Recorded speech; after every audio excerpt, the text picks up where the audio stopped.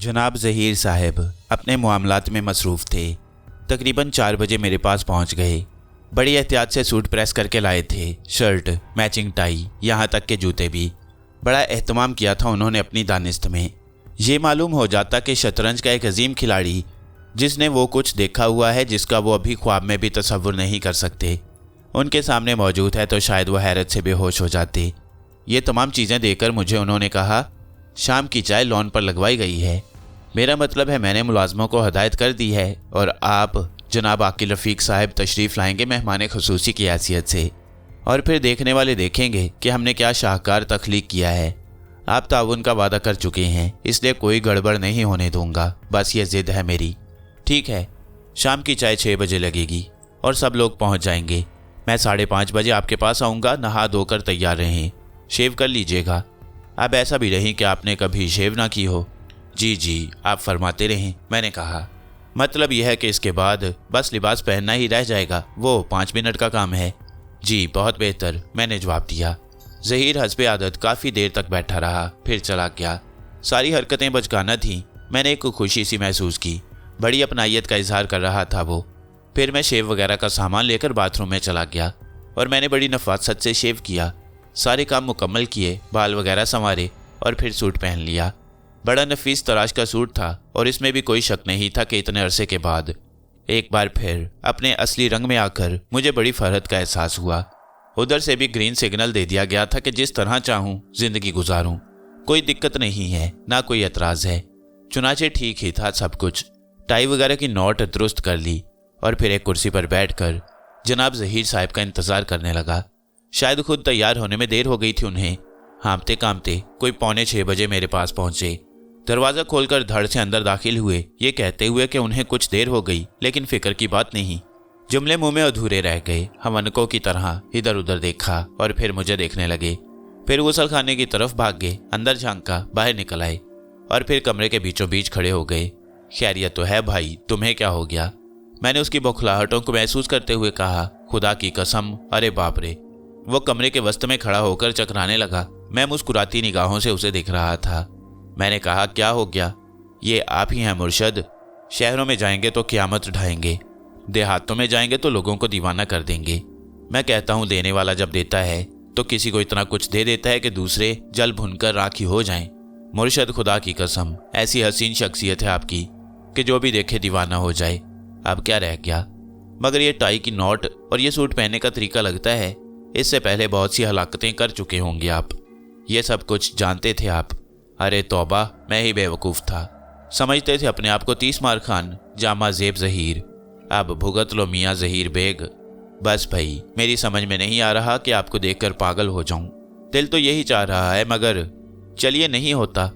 असल में अपने आप को मैं देख रहा हूँ, जितनी खुशी महसूस करूँ कम है। आइए, अब रह क्या गया? हम तो ये सोच कर आए थे कि ज़रा नफासत से सूट पहनाएंगे, टाई पहनाएंगे और फिर इस शाहकार को लेकर बाहर निकलेंगे। तमाम लोग लॉन पर पहुंच गए हैं और हमने खासी पब्लिसिटी कर डाली है कि आज एक मेहमान खुसूसी को चाय पर बुलाया गया है। तमाम लोग एहतमाम से हमारे मुअज़्ज़ज़ मेहमान का इस्तकबाल करें। हवा भी नहीं लगने दी है उन्हें कि ये जनाब आकिल रफ़ीक साहब होंगे। चलिए आइए, चलो चलो, मैं अपने आप को तमाशा बनाने के लिए पूरी तरह तैयार हूँ। छोड़िए मुर्शद, तमाशा तो आपने हमें बना रखा हुआ है, सही हवा ही नहीं लगने देते आप अपनी। बस ठीक है, ये ज़रूर सोचते रहेंगे हम कि हमारा एक मुकाम है, एक हद है। हजूर क्या क्या फरमा चुके हैं इससे पहले, हमें कभी तफसील नहीं मालूम हो सकेगी। आइए, मैं उसके साथ चलता हुआ बाहर निकल आया। अकबी लॉन पर बंदोबस्त किया गया था। पहले भी इन लोगों को शाम की नशिस्त वहाँ जमाए देख चुका था। वहाँ पहुँचा, जब मैं उस तरफ गया तो तमाम लोग कुर्सियों पर बैठे हुए बातें कर रहे थे। उन्होंने आंखें फाड़ फाड़ कर देखा और जूं जूं मैं करीब पहुँचता गया उनमें से एक एक अपनी कुर्सी छोड़कर खड़ा होता गया। मिर्ज़ा इख्तियार बेग, मिर्ज़ा एजाज़ बेग, बेगम साहिबा, मेहरुन्निसा, सब शशदर रह गए थे। फिर बेगम एजाज़ ही आगे बढ़ी। खुदा की कसम, ये तो अपना अकील है, मैं गलत तो नहीं कह रही। चची जान, ये सारी हरकत आपके इस बेटे की है। पता नहीं मुझे क्या बना डाला है, क्या लग रहा हूँ मैं। मियाँ, एक बात हम भी कहें आपसे, बड़ा फासला रखा है आपने अपनी असलियत में। बहरहाल, जिस माँ बाप के भी बेटे हैं, अल्लाह उन्हें हमेशा आपसे फैज़याब रखे। माशाअल्लाह, बहुत जामा ज़ेब हैं आकिल मियाँ आप। शुक्रिया, ये सब ज़हीर बेग की कारिस्तानी है। कुछ इस तरह मुझे मजबूर कर दिया कि मुझे भी अहमक बनना ही पड़ा। मेहरुन्निसा बिल्कुल खामोश थी, अजीब सी निगाहों से मुझे देख रही थी और एक लम्हे में जहन को एक शौक सा लगा। मेहरुन्निसा की आंखों में इन चंद लम्हों में जो कुछ पड़ा था वो बाइस तशवीश था। चाय का दौर शुरू हुआ। मेरी तारीफ़ व तौसीफ़ में कलाबे मिलाए जाने लगे। बहुत से सवालात भी इस दरमियान किए गए। ज़हीर बेग था कि खुशी से दीवाना हो रहा था। कैमरा तैयार था जिसे वो अंदर से उठा लाया, उसे स्टैंड पर लगाया और फिर बारी बारी एक एक फ़र्द के साथ मेरी तस्वीर बनाने लगा। उसने मेहरुन्निसा से भी मेरे साथ खड़े होने के लिए कहा।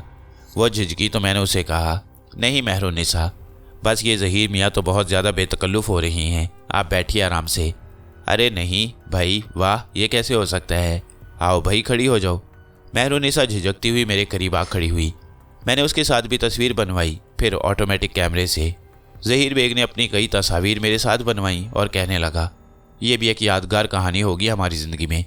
यह हकीकत है कि इस साहिर ने हम सब के दिलों पर कब्जा जमा लिया है। बहरहाल याद नहीं तो ज़िंदगी का सरमाया होती हैं।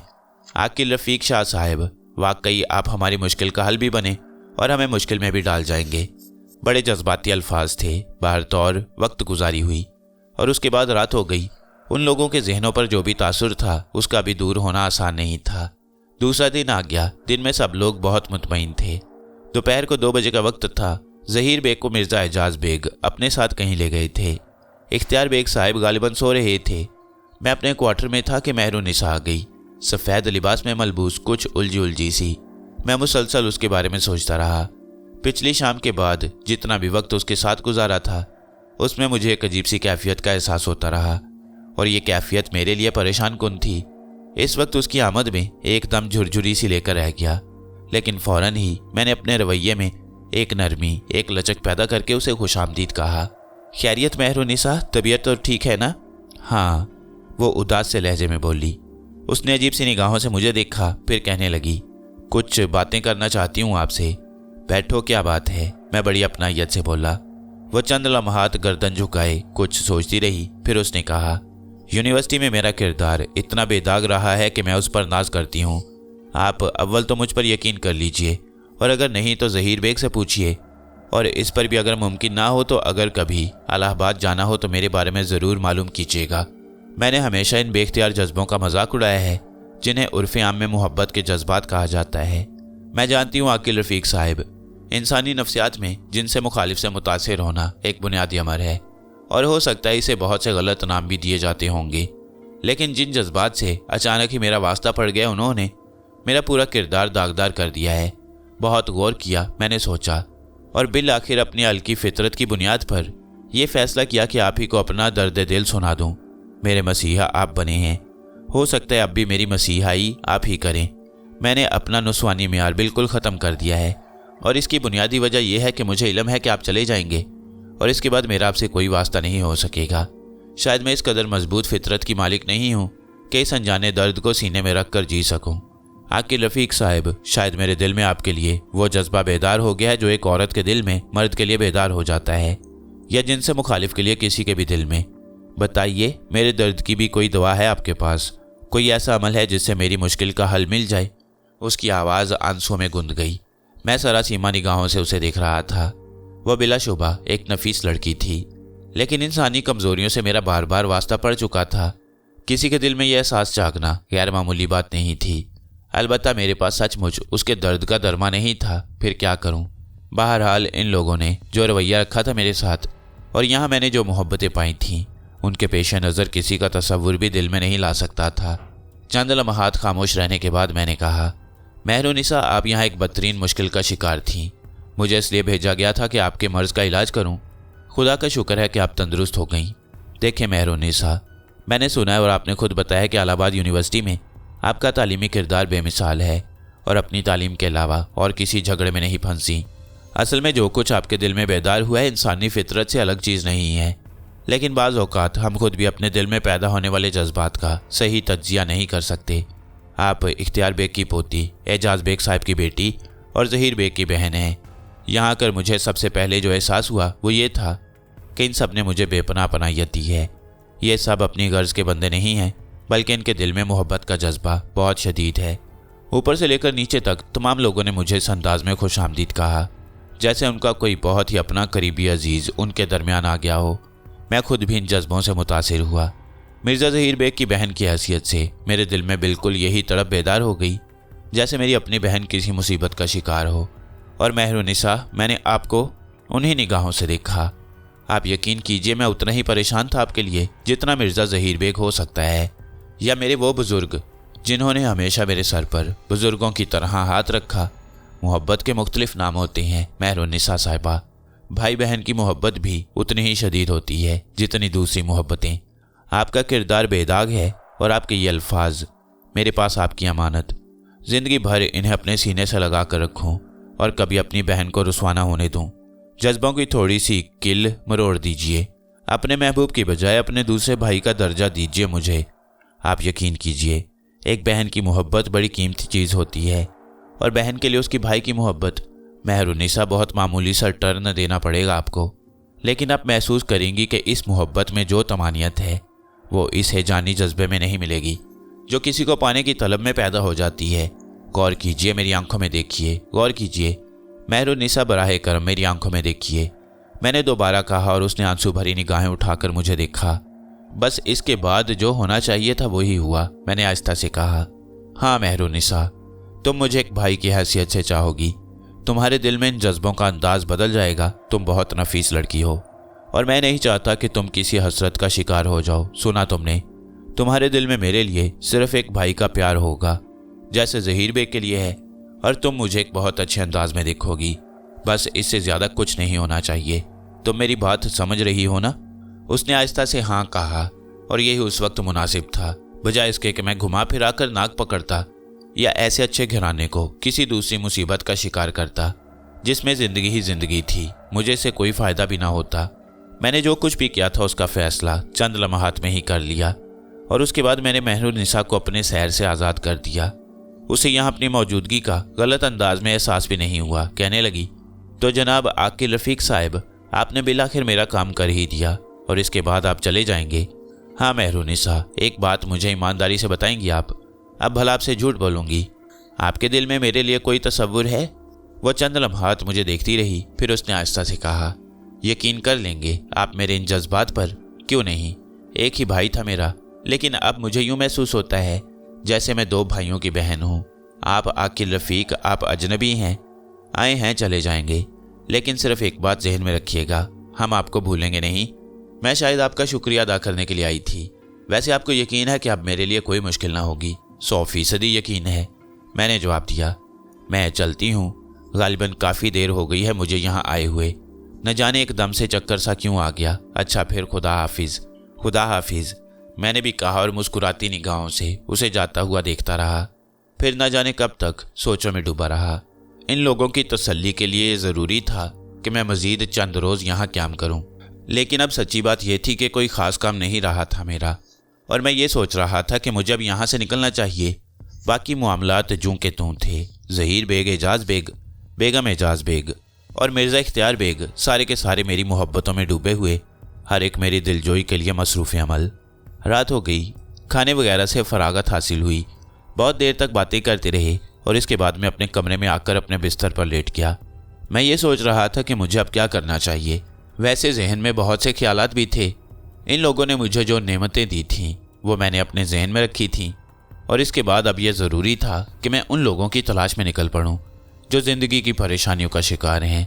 लेकिन मेरी पहली मंजिल कहाँ होनी चाहिए? रात को कोई 10:30 बज चुके थे। मैं सोने की कोशिशों में मसरूफ़ था कि मुझे तेज़ तेज़ सांसों की आवाज़ सुनाई दी और मैं चौंक पड़ा। कुछ समझ में नहीं आया कि यह आवाज़ कहाँ से आ रही है। कमरे का दरवाज़ा मैंने अंदर से बंद कर लिया और कोई यहाँ मौजूद नहीं था। वैसे भी कोठी में सन्नाटा छा गया था। आज लोग कुछ जल्दी ही आराम करने के लिए लेट गए थे। मैं सांसों की आवाज़ पर गौर करता रहा और फिर मुझे ये यकीन हो गया कि मेरे कमरे में मेरे अलावा कोई और भी मौजूद है। हैरानी से उठकर बैठ गया। कौन हो सकता है? कमरे के चारों तरफ में निगाहें दौड़ाईं तो कमरा तकरीबन खाली ही नजर आया। पाँव नीचे रखे तो अचानक ही पैरों के नीचे कुछ लिजलिजा सा महसूस हुआ। जल्दी से पाँव ऊपर उठा लिए। झुककर देखा तो कोई करवट लिए सो रहा था। मुनासिब कद्दो कामत का कोई नौजवान सा आदमी जो बेखबर गहरी गहरी सांसें ले रहा था। कम अज़ कम उसका ताल्लुक इस हवेली से तो नहीं था। मैंने शदीद हैरानी के आलम में पलंग के दूसरी जानिब से छलांग लगा दी और फिर लंबा चक्कर काट कर उस शख्स के सामने आ गया। ये लाजमी अमर था कि यह शख्स इस हवेली का रहने वाला नहीं था। एक बिल्कुल ही अजनबी शक्ल, सांवला रंग, चपटी नाक, उम्र नौजवानी ही की थी, लेकिन बड़े मज़े से गहरी नींद सो रहा था। लिबास भी कुछ अजीब सा पहना हुआ था उसने, जो आम किस्म के लिबासों जैसा नहीं था। मैं हैरानी से सर को जाने लगा। इस अजनबी शख्स की यहाँ आमद और फिर इसके बाद इस मज़े से सो जाना मेरे लिए इंतहाई हैरान कुन था।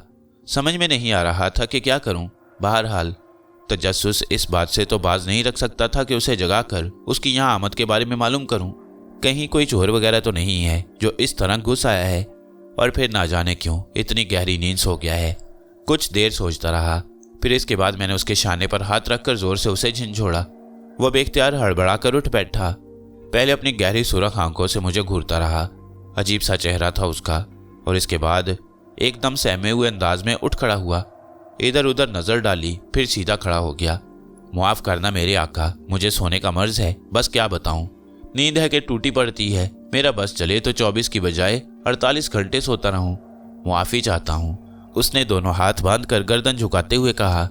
तुम हो कौन? मैं? उसने हैरानी से मुझे देखा, फिर जल्दी से बोला, मैं रजब अली हूं मेरे आका। मेरे आका?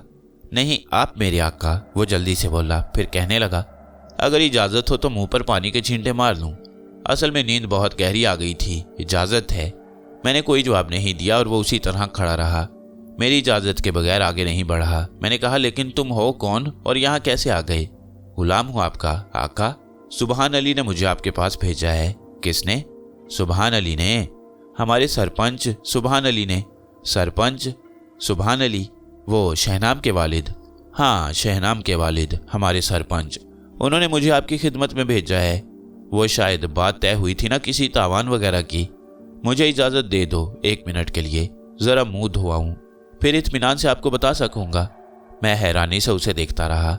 मैंने उसे जाने की इजाज़त दे दी थी। वो गुसल खाने की तरफ बढ़ गया, लेकिन मैं ताज्जुब से सोचता रहा। सुबहान अली, शहनाम, मौलवी अली हसन, शाह मौजू, तावान की बात तो हुई थी, और अली हसन ने सुबहान अली से यह भी कहा था कि तावान में एक गुलाम दिया जाए, यानी मुझे, और ये शख्स गुलाम। ओफो, इसका मतलब है कि ये सुबहान अली के कबीले से है, यानी मेरा गुलाम। मैं बड़ी अजीब सी कैफियत महसूस कर रहा था। सोचकर हंसी भी आ रही थी और दिल में एक अजीब सा खौफ भी था। अगर ये सुबहान अली के कबीले से है तो साफ जाहिर है कि आतिशी मखलूक है। अंदाज़ा भी हो रहा था क्योंकि जिस कमरे में मैं सोता था और उसका दरवाज़ा अंदर से बंद था, लेकिन आतिशी मखलूक के लिए बंद दरवाज़ों से गुजरकर अंदर आ जाना कोई ताज्जुब खेज बात नहीं थी। अरे बाप रे, ये अजीब तावान है और ये अजीब इनाम है। मैं अभी इतना ही सोचने पाया था कि वो मुंह खुश्क करता हुआ बाहर निकल आया। एक बार फिर मुआफ़ी चाहता हूँ मेरे आका, रजब अली है आपके खादिम का नाम। तुम कब यहाँ आए? यहाँ? उसने एक लम्हे सोचा, फिर बोला, 3-4 घंटे तो हो ही गए होंगे। पहली बार आए हो? हाँ, उसने मुस्कुराते हुए जवाब दिया। फिर मुझे बगौर देखते हुए बोला, दरअसल इस दौरान ज़रा तैयारियां कर रहा था। पहले ही कह दिया था सुबहान अली ने, बल्कि इंतखाब हो रहा था कि किसे आपकी गुलामी में दिया जाए। फिर कुरानदाजी हुई और मेरा नाम निकल आया, यानी अब तुम्हें मेरी गुलामी में दे दिया गया है। जी मेरे आका, बहुत सी नसीहतों के साथ मुझे भेजा गया है कि हुक्म मानना, अपने आका की किसी बात से रूगर्दानी ना करना। वही जो कहते हैं ना कि जाके ससुराल गोरी मैके की लाज रखना। तो आप बिल्कुल मुतमईन रहें, मैं वैसे भी बहुत शरीफ जिन हूँ और कभी आपके हुक्म की खिलाफ वर्जी नहीं करूँगा, लेकिन आका आपको भी थोड़ा सा फ़राग दिल होना चाहिए मेरे मसले में। बैठो, मैंने उससे कहा। मैं अपने आप पर काबू पाता जा रहा था। ये दिलचस्प सिचुएशन नाकाबिल यकीन सी थी, लेकिन मेरी ज़िंदगी में लातादाद ऐसे नाकाबिल यकीन वाक़यात आए थे। माजी की बातें याद आ गई थी पूरी तरह। अली हसन ने मेरे लिए जो गुलाम तलब किया था वो अब मुझ तक पहुंचा था। मैंने उससे पूछा, क्या नाम बताया तुमने अपना? रजब अली। और तुम मेरे गुलाम हो? अमा कितनी बार पूछोगे, कह तो दिया हाँ, उसने कहा। फिर जल्दी से संभल कर बोला, मुआफ़ी चाहता हूँ, दरअसल अभी तक नींद की झोंक में हूँ। बैठ तो जाओ, मैंने उससे कहा और वो इधर उधर देखने लगा। फिर एक कुर्सी घसीट कर बैठ गया और इसके बाद जल्दी से उठकर खड़ा हो गया। ज़मीन पर तो नहीं बैठना पड़ेगा मेरे आका। क्या मतलब? हमारा रिश्ता जो गलत है, वो बोला। फिर एकदम संभल कर बोला, नहीं, मेरा मतलब है आप अगर इसे गुस्ताखी न तस्वुर करें। बैठो भाई, आराम से कुर्सी पर बैठ जाओ भाई। वह बड़े पुरमुसरत अंदाज में मुस्कुराया, फिर कहने लगा, आका भाई कहा है आपने मुझे। अब उस अनोखी शख्सियत की दिलचस्प बातें मेरे जहन में गूंजी और मुझे एहसास हुआ कि वैसे तो जो कुछ भी है लेकिन है दिलचस्प। मैंने आहिस्ता से कहा, अगर तुम्हें भाई कह दूं मैं, तो तुम्हें इससे क्या फ़र्क पड़ेगा और मुझे क्या फ़र्क पड़ेगा। भाई बंदी की बात ही अलग होती है और आका और गुलाम का रिश्ता ज़रा मुख्तलिफ हो जाता है। वैसे हर हाल में मैं आपका गुलाम हूँ, लेकिन अगर मुझे भाइयों की तरह रखें तो रोज़े क़यामत अल्लाह ताला आपको इसका सिला देगा। आमीन सुम आमीन। उसने दोनों हाथ सामने करके मुंह पर फेरते हुए कहा, भाई तुम बहुत दिलचस्प हो रजब अली, तुमसे मिलकर वाकई खुशी हुई है। रिश्ते की क्या रही आका, कोई रिश्ता नहीं है। तुम मुझे भाई भी कह सकते हो, दोस्त भी कह सकते हो, और अगर मैं आपको चीफ कहूँ तो। अंग्रेज़ी जानते हो? 120 ज़ुबानें जानता हूँ, उसने कहा। गुड, 120 ज़ुबानें कहाँ से सीखी तुमने? हमें सीखने की ज़रूरत क्या होती है, जो भी मिल गया उसकी ज़ुबान बोलने लगे, गोया तुम 120 नस्लों से मिल चुके हो। नहीं आका, ये ज़ुबानें हमें खुद ब खुद आती हैं। देखें ना, दुनिया में हर शख्स बस अपने मुंह को टेढ़ा करके उल्टा सीधा बोल लेता है, लेकिन मतलब तो एक ही होता है। आका, इस दुनिया में रहने वाले, मेरा मतलब है हम और आप, एक जैसे ही मसाइल रखते हैं। बस उन मसाइल का इजहार ज़रा मुख्तलिफ अंदाज में कर दिया जाता है और उस अंदाज को ज़ुबान का नाम दे दिया गया है। आप फ्रेंच में रोटी मांगे या उर्दू में, मकसद तो रोटी मांगना ही है। इस तरह हम सारी ज़ुबानें समझ लेते हैं। बहुत दिलचस्प, वाकई बहुत दिलचस्प। तुमसे मिलकर तो वाकई खुशी बढ़ती जा रही है Rajab Ali. Thank you chief, thank you very much, Rajab Ali ने कहा और मेरे हलक से कह कहा निकल गया। वैसे मैंने मुख्तलिफ लोगों से जिन्नों को काबू में करने की दास्तानें सुनी थीं और ऐसी बेशतर कहानियाँ मेरे इल्म में आई थीं जिनमें किसी आमिल ने वजीफ़ा करके किसी जिन को काबू किया हो। लेकिन अगर जिन इस तरह दोस्त बन जाता है तो वाकई ये मेरी ज़िंदगी का एक हैरतनाक और अनोखा तजुर्बा था। और अब तो ये कहने में आर महसूस नहीं हो रहा था कि मौलवी अली हसन ने मामूली काम नहीं किया। यानी इस सारे झगड़े के नतीजे में एक जिन मुझे इनाम में दिया गया और ये जिन अभी तक जिस कदर दिलचस्प नजर आया था, अगर उतना ही दिलचस्प मुस्तकबिल में भी साबित हुआ तो ये समझ लिया जाए कि मज़ा ही आ जाएगा। मैं दिलचस्पी से उसे देखता रहा और उसके बारे में सोचता रहा। वो खामोशी से गर्दन झुकाए बैठा रहा। चंद लम्हात इसी तरह गुजर गई। फिर मैंने उससे कहा, जिन्नों के बारे में तो सुना है कि बड़े काम के होते हैं, तुम मेरे किस काम आ सकते हो? उसने गर्दन उठाकर मुझे देखा, फिर बोला, वैसे तो इंसान को अपने काम खुद करने चाहिए, यही अच्छी बात होती है चीफ। इससे हाथ पाँव में चुस्ती भी रहती है और दिमाग भी सही अंदाज में काम करता है। आप देखो ना, अगर इंसान अपने काम दूसरों से लेने का आदी हो जाए तो फिर खुद क्या करे। लेकिन चीफ, आप जो हुक्म देंगे वो मैं बेशक सर अंजाम दूंगा। सुना है जिन हर चीज़ मुहैया कर देते हैं। एक मिनट, वो उंगली उठाकर बोला, किसी बेवा और यतीम के माल पर कभी नज़र ना डालना चीफ। मैं इस सिलसिले में तुम्हारी कोई मदद ना कर सकूंगा। किसी ऐसी इस्मत माप लड़की की आबरू लूटने के लिए मेरा सहारा कभी ना लेना। ये भी नहीं कर सकता क्योंकि हमें इसकी इजाज़त नहीं होती। बाकी दुनियावी चीज़ों में से जो कुछ भी तुम्हें चाहिए बता दिया करो। वैसे एक बात बताऊं चीफ, इंसान को ज़्यादा हवस नहीं करनी चाहिए। हम जिन्नों की दुनिया में यही एक बड़ी खूबी है। क्या बस कनायत पसंद होते हैं हम। अब देखो ना, आप लोग इस कोशिश में अपने आप को हलाकत में डाल देती हैं कि आपकी आलीशान कोठी हो। कोठी मिल जाते ही आप हवेली बनाने के चक्कर में पड़ जाते हैं, और अगर हवेली भी हासिल हो जाए तो फिर महलों के ख्वाब देखने लगते हैं। चीफ, मामूली सी बात है, सांसें तो कहीं भी बसर हो सकती हैं। अब हमें देखो, हमें तो वीरान जगहें, टूटे फूटे खंडर और ऐसी गैर आबाद बस्तियां पसंद हैं जहां शानो शौकत ना हो, बस सर छुपाने का ठिकाना हो। हम सारे ही जिन ऐसी जगहों पर पाए जाते हैं, और तुम इंसानों ने अपने घरों के अहाते बड़े करने के लिए किस तरह एक दूसरे की गर्दनें पकड़ी हुई हैं। क्या कुछ नहीं कर डालते? माफ़ करना चीफ, तुम इंसानों से मुराद तुम नहीं हो बल्कि तुम्हारे जैसे दूसरे इंसान हैं। तुम तो फ़लसफ़ी भी हो भाई। नहीं चीफ, यह फ़लसफ़ा नहीं है बल्कि हकीकत है। अब तुम जो कह रहे थे ना कि क्या क्या कर सकता हूँ मैं तुम्हारे लिए, तो बात यह है कि दुनिया की कोई भी चीज़ हो कहीं ना कहीं तो मिल ही जाती है ना। वो मसलन दौलत की बात ले लो। अगर तुम मुझसे दौलत मांगो तो मैंने करेंसी की मशीन तो लगा नहीं रखी कि नोट छापूंगा और तुम्हारे सामने ढेर कर दूंगा। कहीं ना कहीं से उठा लाऊंगा और तुम्हारे हवाले कर दूंगा। बस यही होता है। वो जो कहते हैं ना कि कहीं की ईंट कहीं का रोड़ा, तो जो कहोगे वो तो ला ही दूंगा। वैसे चीफ एक बात बताऊं तुम्हें अपने दिल की। हाँ बताओ। आदमी को अपनी मुख्तसर सी जिंदगी में बस उतना ही खाना कमाना चाहिए जितना उसकी ज़रूरतें पूरी कर दे। घूमो फिरो, ऐश करो, दुनिया देखो। मुझे भी दुनिया देखने का बहुत शौक है। फॉरेन कंट्रीज़ का चक्कर लगाओ, वहाँ की ज़िंदगी ही अलग होती है।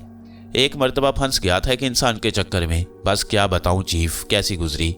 वो तो अल्लाह ने रहम कर दिया, ज़्यादा लंबी ज़िंदगी ना दी उसे, वरना ना जाने बेचारे रजब अली अब किस साल में होते। बड़ा बददिल हूँ इस दुनिया से।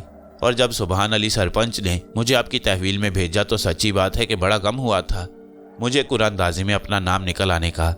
क्या मतलब, एक मर्तबा फंस गए थे किसी इंसान के चक्कर में। हाँ, अल्लाह बख्श दिल्ली वाले थे, कहीं से एक वजीफ़ा हाथ लग गया। वजीफ़ा पढ़कर मुझे अपने कब्जे में कर लिया। अब तो ये समझो चीफ कि जब कोई किसी के लिए मेहनत करे तो उसे भी कुछ करना ही होता है। मैं उनके कब्जे में आ गया, बस ना पूछो। अल्लाह बख्श साहिब ने क्या तेल निकाला है मेरा। अच्छा हुआ क्या? अम्मा क्या बताऊं, दिल्ली वाले थे। सुबह सुबह मुंह अंधेरे उठकर निहारी लेकर आओ।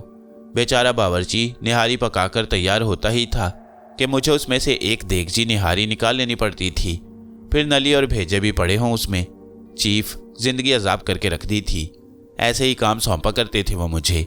कभी कहते हैं कि बढ़िया वाले पाए पकाओ, कभी बीवी के लिए छालियाँ कुतर दो, क्योंकि बीवी के हाथों में छाले पड़ जाते हैं। लखनऊ से जर्दा ले आओ, 12 नंबर का कवाम ले आओ। चीफ इससे ज़्यादा उनकी आरजू कुछ नहीं थी, बस ज़्यादातर निहारी पाए के शौकीन थे और मुझे सुबह ही सुबह उठकर ये सारी चीज़ें उनके लिए मुहैया करना पड़ती थीं। अब तुम खुद सोचो चीफ, ये जिन्नों के करने के काम है, लेकिन करना पड़ा। अलबत्ता खुदा का करना ऐसा हुआ कि ज़िंदगी कम निकली उनकी, चल बसे और मुझे आज़ादी मिल गई। ऐसी बोरियत हुई थी उनके कब्जे में जाकर, बता नहीं सकता। तो तुम किस किस्म के काम करना चाहते हो? मैंने सवाल किया। कहा ना चीफ, मुझे दुनिया देखने का बहुत शौक है। या तो आदमी रहे अपनी आबादियों में, कुछ रोमांस वगैरह चलता रहे, और अगर दुनिया ही में निकल कर आना है तो फिर ज़रा एडवेंचर होना चाहिए ना। आप खुद सोचिए, एक जगह जमे रहो, काम करो। अभी मैंने इस दुनिया में देखा ही क्या है, बच्चा ही था जब उन दिल्ली वाले के कब्जे में चला गया। जैसा कहते थे वैसा करता था। कितनी पुरानी बात है, बस यही कोई 60-70 साल हुए होंगे उन्हें मरे हुए। 60-70 साल? हाँ चीफ। तो तुम्हारी उम्र क्या हुई है अब? लो, अभी मेरी कोई उम्र है, 200 साल का पूरा नहीं हुआ हूँ। हैं? मेरा मुंह हैरत से खुल गया। तो और क्या, तुम्हें सूरज से क्या लगता हूँ? 200 साल? मैं हकला गया। उसने हैरत से मुझे देखा और फिर एकदम जैसे कुछ याद करके हंस पड़ा। अरे हाँ, इंसानों की ज़िंदगी की बात नहीं कर रहा चीफ। अब देखो ना, आ गई बात। इंसानों ने तो चीफ अपने ऊपर इतने बोझ लाद लिए हैं कि ज़िंदगी रह ही कहाँ गई है उसकी। थोड़े से दिन जीता है और उसकी वजह जानते हो क्या है? ज़रा पुराने दौर की बातें कर लो। लंबी लंबी उम्रें हुआ करती थीं, ये जानकर के शेरों से लड़ जाएं, दरख्त जड़ से उखाड़ कर फेंक दें, और अब तो वो खुद जड़ से उखड़े हुए दरख्त लगते हैं। बस चीफ ये उसी वजह से है। ये भी हो वो भी हो, इसको मारो उसको लूटो, इसकी गर्दन दबा दो उसकी जेब खाली कर दो। तुम क्या समझते हो चीफ, क्या इस तरह जिंदगियां बढ़ती हैं? ये जो बेशुमार आरजुएं हैं ना चीफ इंसान के दिल में, ये उससे उसकी उम्र छीन चुकी हैं। फिर फ़लसफ़ा नहीं चीफ, ये तो एक सच है, हकीकत है। आप इसे कैसे इनकार कर सकते हैं? भाई बहुत तेज़ हो, जिन भी इतने तेज़ होते हैं ये मैंने पहली बार देखा है। बात एक भी गलत हो चीफ तो 2 डंडे मारो सर पर। अब देखो ना, हकूक़ का ख्याल रखना चाहिए। वैसे चीफ आप मेरे ड्यूटी आवर्स मुकर्रर कर देंगे ना? ड्यूटी आवर्स और वर्किंग डेज भी? वो बोला। अरे बाप रे, ये भी होगा? होना तो चाहिए चीफ, वो कहते हैं ना हकूक़े जिन। मेरा मतलब है आपके यहाँ भी तो हकूक़े इंसानियत हैं। हफ्ते में कम से कम 2 दिन की छुट्टी दो और वर्किंग टाइम रखो। हम भी खुश, तुम भी खुश। वैसे ही अलग बात है कि कभी ओवर टाइम करना पड़ जाए, हम उसे इनकार नहीं करेंगे। देखो चीफ, कोई शर्त नहीं लगा रहे, वैसे तो हम तुम्हारे गुलाम हैं। दिन रात हुक्म दोगे तो सार इंजाम देना पड़ेगा, लेकिन मैंने कहा ना, वो भाई बंदी की बात अलग ही होती है, ज़रा खुशी खुशी काम हो जाता है। ठीक है भाई, ये बात तय कर लेंगे कि तुम्हारे ड्यूटी आवर्स क्या हों, वर्किंग डेज क्या हों। वैसे ये बताओ कि तुम्हें तलब करने में हमें क्या करना होगा? रजब अली का नाम लो, रजब अली हाजिर हो जाएगा। मुझसे कितने फासले पर रहोगे? यही तो असल बात है चीफ। अगर 24 घंटे की गुलामी लोगे तो 24 घंटे रहेंगे, मगर मज़ा नहीं आएगा हमें। हमारी एक्टिविटीज़ करने दो, खुद अपनी एक्टिविटीज़ जारी रखो। जब कोई अहम ही ज़रूरत हो तो बुला लो, मेरा मतलब है वर्किंग डेज में। छुट्टी वाले दिन अलबत्ता पूरी छुट्टी होनी चाहिए, यह शर्त नहीं है। माफ़ करना, अगर सरपंच को मालूम हो गया तो बड़ी गड़बड़ हो जाएगी। हमने अपनी रिक्वायरमेंट्स तुम्हें बता दी हैं और अपने मामलात देखना अब तुम्हारा काम है। वो खामोश हो गया। मुझे बेसाख्ता हंसी आ रही थी। हालांकि यह सब कुछ इंतहाई हैरतनाक था मेरे लिए। शबलीसियत अपनी जगह, वो एक अलग मसला था, लेकिन ये जनाब रजब अली साहब जो मुझे तोहफा तनता हुए थे, बड़े मज़े की चीज़ थे। मैंने उनसे पूछा, और तुम्हारे क्या क्या शौक़ हैं रजब अली? बहुत से चीफ़, जीने के लिए कुछ ना कुछ दिलचस्पियाँ तो अपनानी पड़ती हैं, लेकिन चीफ़ इन तमाम बातों को राज में रहने दो। इनके इंकशाफ की इजाज़त नहीं होती किसी जिन को, वरना अगर जिन्नों के मशागिल की कहानियाँ इंसानों के कानों तक पहुँच जाएं तो यकीनन उनमें कोई ऐसी तुरप निकाल लेंगे वो कि हमारी शामत आ जाए। इसके लिए मुआफ़ी चाहता हूँ, ज़्यादा ना पूछो। अच्छा भाई ठीक है, अब तुम आराम करो, मैं ज़रूरत पड़ने पर तुम्हें तलब कर लूँगा। जाऊँ? हाँ, मैंने तो वैसे भी नहीं बुलाया था तुम्हें, तुम खुद ही यहाँ आ गए थे। ड्यूटी पर भेजा गया था चीफ, अब सर्विस तो ज्वाइन करना ही थी ना, सो यहाँ आ गया।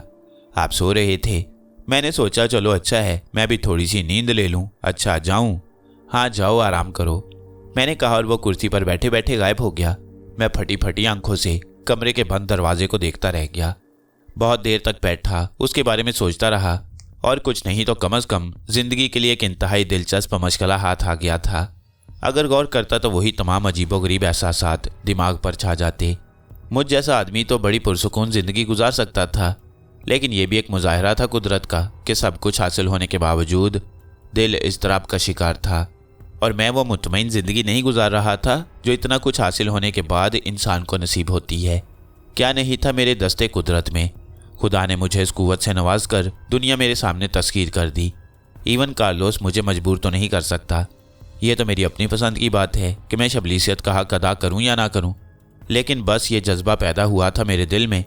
लोगों ने मेरी मदद की थी तो मैं इंसानों की मदद करना चाहता था, और सच्ची बात यह है कि किसी के लिए कुछ करके जो ज़हनी सुकून नसीब होता है उसकी कीमत कहीं से नहीं मिल सकती।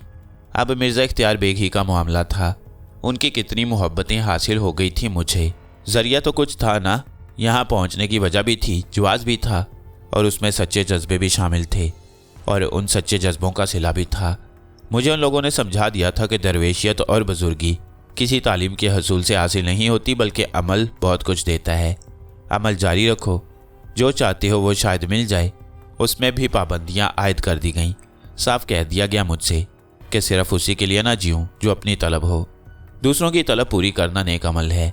अपनी ज़ात के लिए तो हर शख्स जीता है, अगर कुछ पास है तो दूसरों के लिए जियो। कोई काम वक्त से पहले ना करो, इसकी सख्ती से ममानियत की गई थी, और साफ साफ बता दिया गया था कि शमशेरा के हसूल के लिए गैर इंसानी कदम ना उठाया जाए। ये भी बता दिया गया था मुझे कि मेरी तलब मुझे मिलेगी, लेकिन वक्त पूरा होने के बाद, और इसके लिए मुझे सब्र करना होगा। आखिरी फैसला यही किया दिल में कि फ़र्ज़ इंसानियत पूरा करूं। शुरू ही से उस पर अमल पैरा रहा, और शबलीसों में नेगेटिव नहीं बन सकता था, जिसका इजहार इवन कार्लोस ने कर दिया था। दिल हमेशा ऐसे कामों की जानिब रागिब होता जिसमें किसी दूसरे की मदद का जज्बा पोशीदा हो। गोया फितरत ही ऐसी तख्लीक की गई। बहरहाल जिंदगी के रास्ते तो मुतय्यन थे, ख्वामखा भटकने से कोई फ़ायदा नहीं। न जाने कब तक बिस्तर पर लेटा रहा, रजब अली के बारे में सोचता रहा। बहुत दिलचस्प था, जिन ऐसे भी होते हैं। ये कभी किसी कहानी में नहीं पढ़ा था, लेकिन अब तो ज़रा सूरत हाल ही बदली हुई थी, वरना शहनाम से जुड़ो कराटे लड़ना क्या मायने रखता है। जदीद दुनिया के इंसान से जिन्नों को भी खासी मुश्किलात पेश आ रही हैं, वरना पहले शाज़ो नाजिर ही 2-4 आमिल होते थे जिनमें से किसी के कब्ज़े में कोई जिन भी आ जाता था और वो एक माफूकुल फितरत हस्ती बन जाता। लेकिन मौजूदा जिन उन इंसानों से तंग थे। एक बार फिर नींद आ गई और दूसरी सुबह बहुत देर से जागा। बिस्तर पर लेटा अंगड़ाइयाँ लेता रहा। फिर अचानक ही मिर्ज़ा साहब का ख्याल आया और मैं हड़बड़ा कर उठ गया। उन मोहब्बत के मारों ने मेरी वजह से शायद अभी तक नाश्ता भी ना किया हो। मेरा अंदाज़ा बिल्कुल दुरुस्त था। जल्दी जल्दी तैयार होकर बाहर निकला तो सब लोग बाहर ही मौजूद थे। पौधों की देखभाल हो रही थी, उन पर तबसरे किए जा रहे थे। मेहरुनिसा बेगम भी थी। वैसे मेरे अल्फाज के असरात उसके चेहरे से नमूदार थे, यानी अब उनकी आंखों में कुछ मोहब्बत भरे जज्बे नजर आ रहे थे। मिर्ज़ा इख्तियार बेग कहने लगे, तबीयत तो ठीक है ना? जी बिल्कुल। आज रात बहुत देर सो गए? रात को ज़रा देर से नींद आई, मैंने कहा, और मेरे जहन में फ़ौरन ही रजब अली आ गया। खैरियत तो थी ना? हाँ बिल्कुल खैरियत थी, बस सोचों में गुम हो गया था। मैंने रजब अली की कहानी इन लोगों को सुनाना मुनासिब नहीं समझी। खुदा का शुक्र है कि हालात बेहतर हो गए और लगता है कि बेहतर ही रहेंगे। ये ना समझना बेटे कि हमें तुम्हारी बात पर शक है, लेकिन बस खौफजदा इंसान बहुत वक्त गुजरने के बाद अपने खौफ से आज़ाद होता है। चलो आओ नाश्ता करें, देर हो गई। मुझे अंदाजा है कि आप लोगों ने मेरी वजह से नाश्ता नहीं किया होगा। सवाल ही नहीं पैदा होता। सब लोग इंतजार कर रहे थे कि तुम जाग जाओ तो नाश्ता लगवाया जाए। आओ अंदर चलें। अव्वल तो तुमने यही तकल्लुफ़ कायम किया हुआ है, हम तो चाहते हैं कि तुम अंदर रहो। मैं हंसने लगा। नाश्ते की मेज़ पर मैंने कहा, अब मेरे लिए क्या हुक्म है? वापसी की इजाज़त मिलेगी? मेरे इन अल्फाज पर सब एकदम चौंक पड़े। मिर्ज़ा ज़हीर बेग ने कहा, क्या मतलब है जनाब का? यानी ये कि अभी हमारा हिस्सा तो हमें मौसूल ही नहीं हुआ। आप अपने कामों में लगे हुए थे और अब आपने अपना काम निपटाया है। अब तो हमारे आगे के मामलात शुरू होंगे। आपके साथ थोड़ा सा गैर सरकारी वक्त गुजरेगा और आप अब जाने की बात कर रही हैं। जाना तो होगा ज़हीर मियाँ, होगा तो सही। आने वाले जाते ही हैं और जहनों पर बहुत से बोझ छोड़ जाती हैं, लेकिन अभी इतनी जल्दी भी ना करें। मुझे ये अंदाज़ा हो रहा था कि ये लोग मेरे लिए खासी मुश्किल साबित होंगे और मेरा यहाँ से निकलना एक मुश्किल काम ही रहेगा। कुछ सोचना पड़ेगा इस सिलसिले में। अब यहाँ महदूद रहकर तो वक्त नहीं गुजार सकता था, बल्कि सच्ची बात यह है कि इन लोगों पर मुसल्लत रहना एक गैर मुनासिब सी बात थी। बगैर कुछ कहे सुने ही निकलना होगा। फिर भी उस दिन मैंने दोपहर के खाने पर उन्हें कुछ इशारे दिए। मैंने कहा, मिर्ज़ा साहब, ज़िंदगी की वुसअतों का कोई अंदाज़ा नहीं होता। मुझे आगे कहाँ क्या करना है मैं नहीं जानता। ये मुसर्रत है कि आपके पास जिस खिदमत के लिए हाजिर हुआ था उसकी तकमील हो गई। अब किसी भी वक्त आपसे वापसी की इजाज़त तलब कर सकता हूँ। तो अभी जल्दी क्या है? थोड़ा सा दिल भर जाने दो। और अब तो सही मायनों में हमारी खुशियों का दौर शुरू हुआ है। हम तो ये सोच रहे हैं कि एक बाकायदा तकरीब की जाए, हमारे अहले ख़ानदान से भी तुम्हारी मुलाकात हो। रात को इसी मौजू पर हम बात कर रहे थे। कम अज़ कम उस तकरीब से पहले तुम्हारी वापसी मुनासिब नहीं होगी। ये तकरीब अब कब तक करने का इरादा रखते हैं? बस तैयारियां शुरू कर दी हैं, थोड़े दिन तो लग जाएंगे सबको मदऊ करने में। यकीन करो दिल नहीं चाहता कि अब तुम यहाँ से जाओ। ज़ाहिर है मिर्ज़ा साहब, यह मुमकिन नहीं है। यहाँ मेरी जो जिम्मेदारियाँ थी मैं पूरी कर चुका हूँ और इसके बाद यहाँ रहना मेरे लिए एक बेमकसद अमल है। आप लोगों की मोहब्बतों को दिल में बसाए किसी भी वक्त यहाँ से चला जाऊँगा और कौन जाने आगे कौन कौन से मामलात मेरा इंतज़ार कर रहे हैं। फिर भी अभी तुम्हें जाने की इजाज़त बिल्कुल नहीं है, मिर्ज़ा इख्तियार बेग ने फैसला कुन लहजे में कहा। लेकिन उस दिन मैंने अपने तौर पर आखिरी फैसला कर लिया था कि अब यहाँ रुकना मेरे लिए बेमकसद है। किसी से ख़ानदानी ताल्लुकात कायम करने के लिए नहीं आया था। अपने आप को यहाँ मुंजमद कर लेना बिल्कुल गैर मुनासिब बात थी। बेहतर यह है कि खामोशी से यहाँ से निकल जाऊँ और अपने उन मकासद की तकमील करूँ जिनको जहन में बसा लिया है। एक तरह से कुछ बेजारी सी सवार हो गई थी दिलो दिमाग पर। यह रात भी गुजर गई। हालांकि रात में मुझे रजब अली याद आया, लेकिन उसे तकलीफ देने से कोई फ़ायदा नहीं। वैसे भी तजुर्बा अनोखा और नया था, ज़रा एहतियात ही बरतनी चाहिए। एक बिल्कुल ही अजनबी शख्सियत का मामला है। कहाँ क्या गलती हो जाए और उससे क्या नुकसान पहुँच जाए, उसके बारे में कोई अंदाज़ा लगाना मुश्किल था।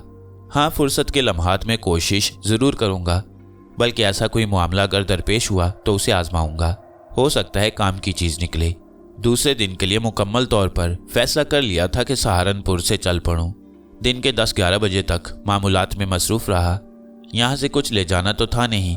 11:30 के करीब बस यूं ही टहलने के से अंदाज में बाहर निकल आया और इसके बाद एक तांगे में बैठकर रेलवे स्टेशन चल पड़ा। प्लेटफॉर्म पर पहुंचा तो एक ट्रेन नजर आई। मैंने सोचा कि टिकट वगैरह भी ट्रेन में बैठकर ही खरीद लूँगा। अब यहाँ से निकल जाना चाहिए। एक निगाह सहारनपुर पर डाली और उसके बाद ट्रेन में बैठ गया। मेरे बैठने के चंद ही लम्हात के बाद ट्रेन ने विसल दी और चल पड़ी। मुझे नहीं मालूम था कि कहाँ जा रही है। कंपार्टमेंट में बहुत से लोग बैठे हुए थे, हर एक का अपना अपना मशगला, एक दूसरे से बिल्कुल अलग। मुझे भी बैठने की जगह मिल गई। बस उस गोशे में सिमटा सुकड़ा बैठा रहा। क्या ज़िंदगी में कोई बहुत बड़ी तब्दीली नहीं आ गई है? रंगो रूप की ये दुनिया तो अपने अंदर बेशुमार वसअतें समेटे हुए है। मैं हंगामी इंसान रहा था। हंगामा तो खैर यहाँ सहारनपुर में भी रहा, लेकिन अंदाज कुछ बदल गया। अपने बारे में गौर करता रहा, क्या करना चाहिए। अब उन लोगों की नसीहतें, वो सब कुछ जो निगाहों के सामने था, इसके अलावा रजब अली, फिर ये तमाम माहौल, अपना घर, इवन कार्लोस, मिस्टर हॉन्डलाक और दूसरे तमाम अफराद। गुजरी हुई ज़िंदगी इतनी वुसअतें रखती थी, इतनी लंबी कहानी थी उस ज़िंदगी की कि अगर गौर करता तो अंदाज़ा होता कि ये किसी एक इंसान की ज़िंदगी की कहानी नहीं हो सकती। कितने ड्रामाई वाक़यात आ चुके थे मेरी ज़िंदगी में और मैं उन सब से मुंसलिक था। क्या क्या कुछ नहीं था इसमें। बाहर तौर ये तमाम बातें सोचता रहा। फिर टिकट कलेक्टर आया, सबसे टिकट तलब किए। मैं अगर चाहता तो बआसानी उसे ट्रांस में लेकर आगे बढ़ा सकता था, लेकिन क्या फ़ायदा इन हमाकतों से। मैंने उसे माजरत आमेज़ अंदाज में कहा कि मैं टिकट नहीं बनवा सका, जहाँ से जहाँ तक का किराया वो चाहे तलब कर सकता है। उसने मुझसे पूछा कि मुझे कहाँ जाना है, तो मैंने उसे यूं ही बेमकसद कह दिया कि जहाँ तक ये रेल जाएगी। उसने मुझसे एक मखसूस रकम तलब की, जो मैंने जेब में हाथ डालकर उसे निकाल कर दे दी और उसने वहीं टिकट बना दिया।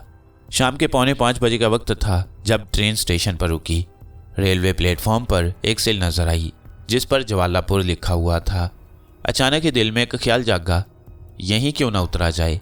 पंडित हरिदास ने यही नाम लिया था और मैंने उनसे वादा किया था कि अगर कभी मौका मिला तो उनके पास ज़रूर आऊँगा। अब जब वहाँ से निकलकर यहाँ तक आ गया हूँ तो पंडित हरिदास से भी मुलाकात कर ली जाए, बस बेख्तियार ही दिल ने यह सोचा था। ट्रेन ने रवानगी की विसल दे दी। क्योंकि छोटा सा स्टेशन था, चुनाचे जल्दी से कंपार्टमेंट से बाहर निकल आया और प्लेटफॉर्म पर उतर गया। ख्वांचे वाले अपनी अपनी आवाज़ें लगाकर ट्रेन की रवानगी के बाद साकित हो गए थे और अपनी अपनी बिक्री का हिसाब कर रहे थे। खामोश सा माहौल था। बहुत ज़्यादा लोग भी नज़र आ रहे थे। यहाँ से इस बस्ती के बारे में कोई ख़ास अंदाज़ा नहीं हो रहा था। रेलवे प्लेटफॉर्म से बाहर निकल आया। कच्चे पक्के मकानात किसी कदर बेतरतीबी रखते थे। मैंने सोचा कि पैदल ही आगे बढ़ा जाए, इस तरह बस्ती को देखने का मौका तो मिल सकता था। काफ़ी दूर निकल आया। शाम की स्याहियाँ बढ़ती जा रही थीं।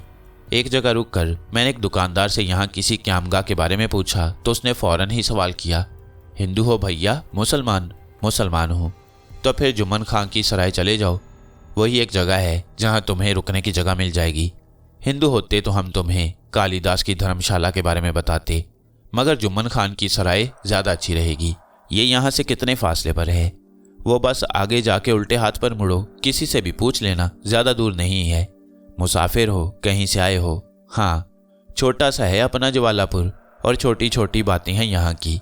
बस आगे जाके उल्टे हाथ पर मुड़ जाना, कुछ दुकानें नज़र आएंगी, वहीं पर जुम्मन खां की सराय है। मुझे यह सराय तलाश करने में दिक्कत पेश नहीं आई।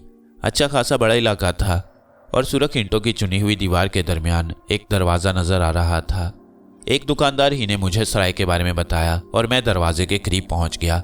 दरवाजे की दूसरी जानिब एक अहाता सा बना हुआ था जिसमें क्यारियों में फूल और पौधे नज़र आ रहे थे। अहाते के बाद 4 सीढ़ियाँ थीं और 4 सीढ़ियों के बाद एक ऐसी जगह जहाँ एक दरमियाना उम्र की औरत बैठी हुई थी। मैंने झिझकती हुई निगाहों से उसे देखा। औरत भी सवालिया अंदाज में मुझे देखने लगी, फिर बोली, जी भाई कहो, ये जुम्मन खां की सराय ही है ना? हाँ, और मैं जुम्मन की बेवा हूँ। क्या बात है? मुसाफिर हूँ, काम करने आया था, रहने को जगह मिल जाएगी? हाँ मिल जाएगी। क्या नाम है तुम्हारा भाई? आकिल रफ़ीक। बस यही मालूम कर रही थी। मुसलमान हो ना? 1.5 रुपया रोज़ कमरे का होगा। खाने पीने के पैसे जैसे खाओगे पियोगे वैसे होंगे। मतलब ये कि जो नाश्ता बनवाओगे, दोपहर का खाना खाओगे, शाम का खाना खाओगे, उसका हिसाब किताब सब अलग से हो जाएगा। 10 रुपये बयाना देना होगा। बाद में जो कुछ भी हिसाब किताब बने, चाहे रोज़ का दे देना या जैसे तुम्हारी मर्जी। औरत का लहजा खासा साफ सुथरा था। मैंने 10 का एक नोट निकालकर उसके हवाले करते हुए कहा, तो फिर मुझे मेरा कमरा बता दीजिए। अच्छा, कोई सामान नहीं है तुम्हारे साथ भाई? हाँ, सामान नहीं है। चलो क्या फ़र्क पड़ता है, आ जाओ। मैं उसके पीछे पीछे चल पड़ा। 6-7 कमरे थे और उनकी पुश्त उस जानिब थी। अलबत्ता सब में खिड़कियां नज़र आ रही थीं। राहदारी दाहिने हाथ को घूमी और फिर वहाँ से भी दाहिने ही हाथ को। दूसरी जानिब एक बड़ा सा सहन था जिसमें इमली के दरख्त थे।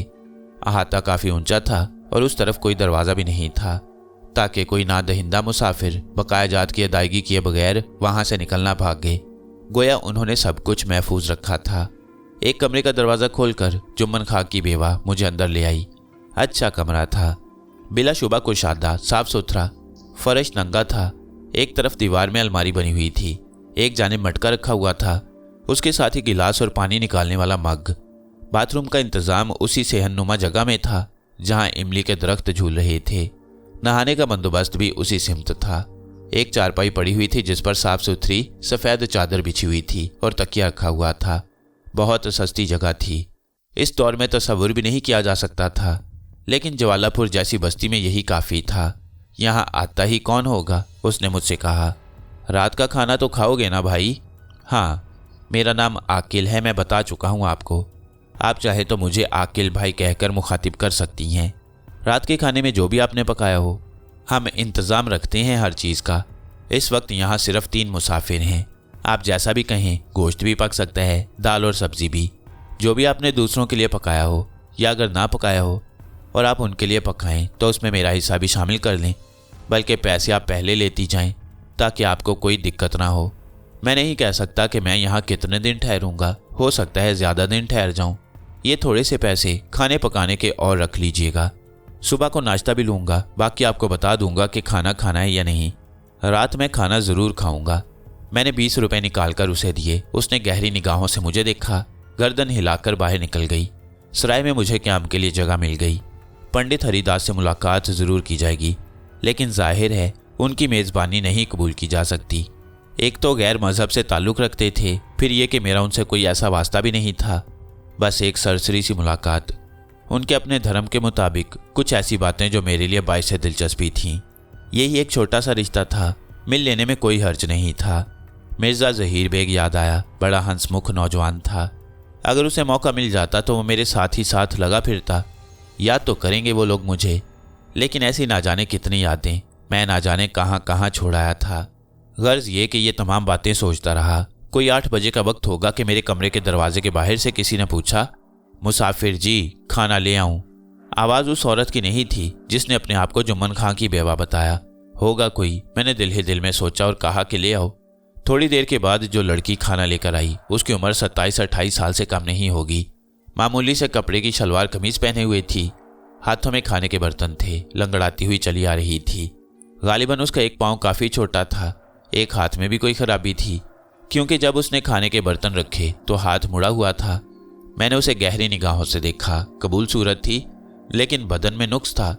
उसने खाना मेरे सामने रखा, फिर मटके से पानी भरकर गिलास भी मेरे सामने रखा और बोली, खाने के बाद चाय पियेंगे मुसाफिर जी? पिला देना, लेकिन 1 घंटे के बाद। ठीक है, कोई और ज़रूरत? वो रुकी। मेरी निगाहें उसकी जानिब उठ गईं और मैंने उससे पूछ ही डाला, तुम जुम्मन की बेटी हो? जी मुसाफिर जी, उसने बारीक सी आवाज़ में कहा। क्या नाम है तुम्हारा? जमीला जी। 2 बहनें और हैं मेरी, शकीला और नबीला। जुम्मन खान को मरे हुए कितना वक्त गुजर गया? 6 बरस हो गए मुसाफिर जी। ठीक है जमीला, बस चाय और पहुंचा देना। तुम्हारा शुक्रिया। अचानक ही मुझे कुछ ख्याल आया। मैंने जेब से थोड़े से पैसे निकाले और उसे देते हुए कहा, ये तुम्हारा इनाम। सलाम मुसाफिर जी, उसने कहा और वापसी के लिए मुड़ गई। यूं लगता था जैसे वो इनाम ही के लिए खड़ी हुई है। मैं खाने में मसरूफ़ हो गया। सादा सा खाना था, लेकिन बहुत अच्छा लगा। लड़की बेचारी अपाहज थी। बहरहाल ऐसे हसरत ज़दा घराने भी होती हैं। ये जगह जुम्मन खान ने बनाई होगी। मिसेस जुम्मन खान इन लोगों के साथ पता नहीं किस तरह गुजारा कर रही होगी।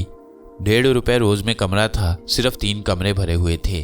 खाने पीने के जो पैसे लेती होंगी उसी में अपना भी खर्च चला लेती होंगी। ऐसे लोगों के लिए कुछ कर देना कार्य स्वाब होता है, लेकिन गयूर भी होते हैं ऐसे लोग। बहरहाल खाना खा लिया और उसके बाद आराम करने लेट गया। कोई खास बात जहन में नहीं थी। 1 घंटे के बाद चाय आ गई, लेकिन इस बार दूसरी लड़की आई थी। ये भी नौजवान थी और उसकी उम्र कोई 24 साल के करीब होगी। चाय की ट्रे लिए हुए अंदर आई और बोली, बाबूजी चाय ले लो, यहाँ रख दो।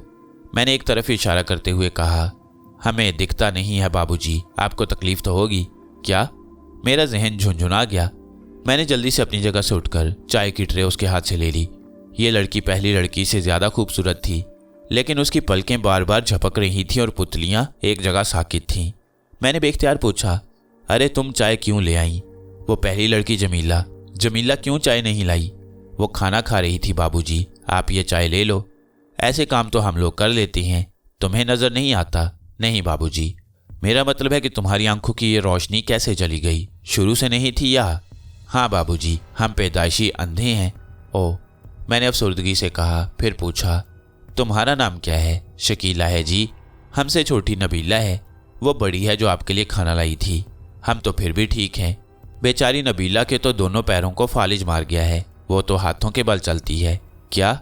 हाँ जी, बस अल्लाह का हुक्म। अच्छा, बहुत अफसोस हुआ। वैसे मुझे कुछ और बताओगी शकीला? पूछो बाबूजी, तुम कितनी बहनें हो? 3 हैं जी बस। अम्मा बाहर का काम संभालती हैं, मैं और जमीला मिलकर खाना पकाते हैं। नबीला बेचारी घर की सफाई वगैरह कर लेती है, हाथों के बल घिसिट घिसिट कर। हाँ शकीला, लो ये अपना इनाम लो। मैंने उसे भी कुछ पैसे निकाल कर दिए और उसने बड़े अदब से मुझे सलाम किया, फिर एक हाथ सामने करके टटोलती हुई बाहर निकल गई। मुझे बहुत अफसोस हुआ था। चाय पीने के बाद आराम करने लेट गया। बहुत देर तक सोचों में गुम रहा और फिर गहरी नींद सो गया। सुबह को जल्दी आंख खुल गई।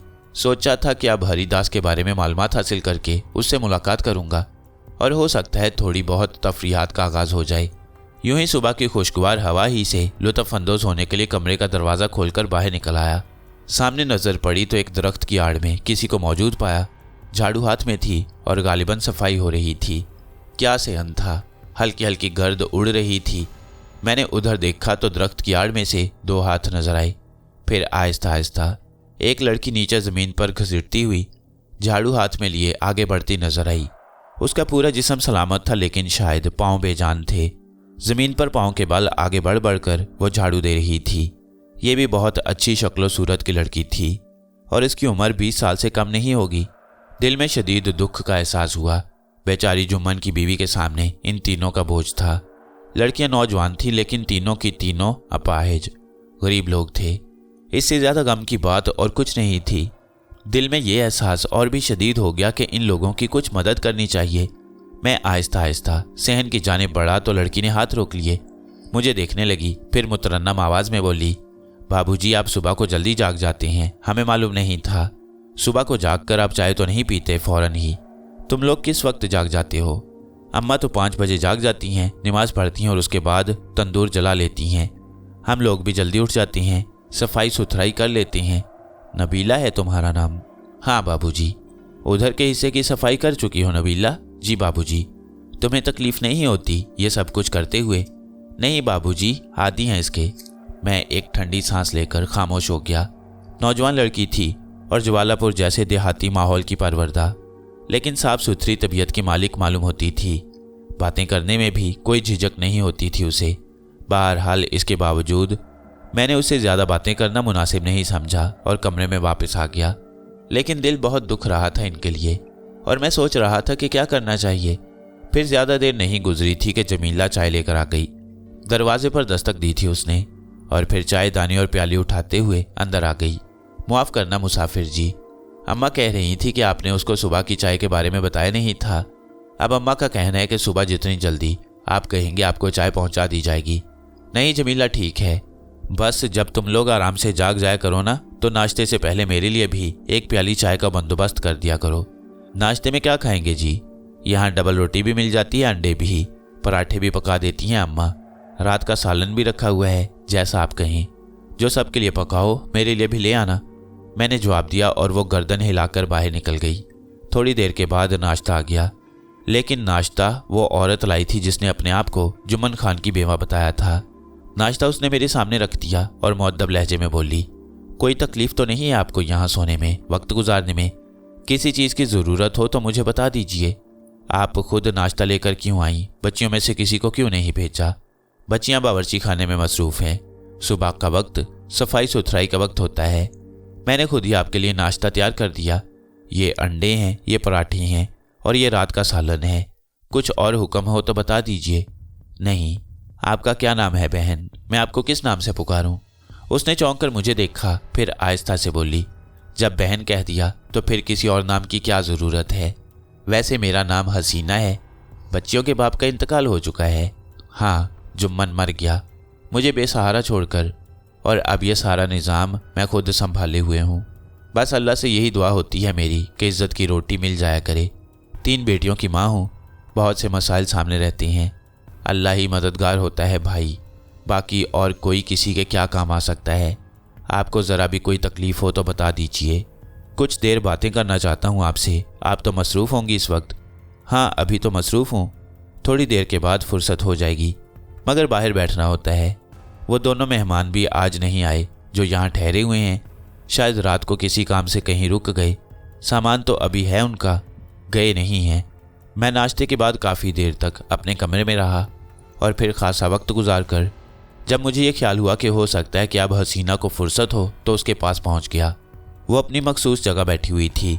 मेरे लिए उसने शायद ख़ास तौर से एक कुर्सी लाकर रखी थी। इशारा करके बोली, बैठ जाइए आकिल भाई। शुक्रिया। मैं आपसे आपकी बच्चियों के बारे में पूछना चाहता हूँ, क्या ये सिर्फ इत्तेफाक है या इन बेचारियों को कोई हादसा पेश आया? कैसा हादसा? क्या हो गया? वो तो बावर्ची खाने में मसरूफ़ हैं। नहीं, मेरा मतलब है जमीला का एक हाथ और पाँव खराब हैं। शकीला को आंखों से नज़र नहीं आता, और वो बेचारी नबीला। ये सब ऐसा कैसे हुआ हसीना बहन? हसीना की आंखें हैरानी से फैल गईं। वो बड़बड़ाते हुए लहजे में बोली, जमीला की टांगें और हाथ खराब हैं, शकीला की आंखें खराब हैं और नबीला? आप क्या कह रहे हैं भाई? मेरी समझ में कुछ नहीं आ रहा।